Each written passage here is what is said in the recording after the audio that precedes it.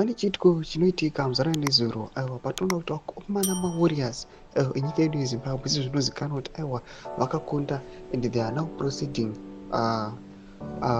kumbita for maAFCON finals in Morocco. Tinoti muzara nezuro mutungamiri wenyika yeZimbabwe aipembera anavo vakomana, but pane chinhu chakazokoshenwa nevanhu, magifts avakapiwa nemutungamiri wenyika. Sandapinda mashoko atona kuti vanhu vakanyatsoratidza kugunun'una nokubatikana notobva subscribe like what on the bell icon.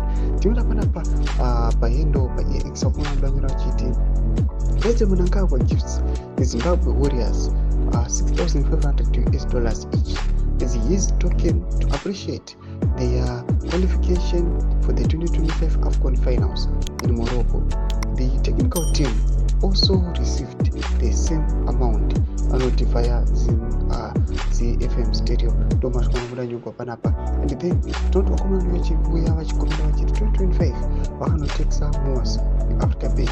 Mwana mudanyura achiti from his own pocket is asking, mwana mudanyura achiti football and politics don't go hand in hand, tichachema pamberi.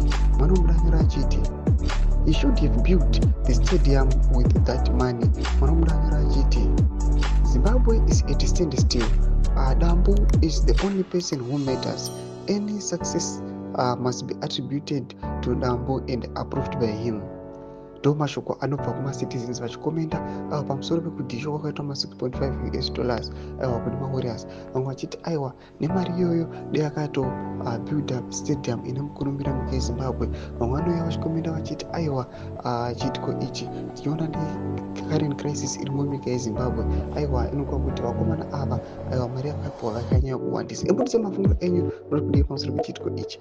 Nakomesa section yedu, so subscribe or like, so turn on the bell icon.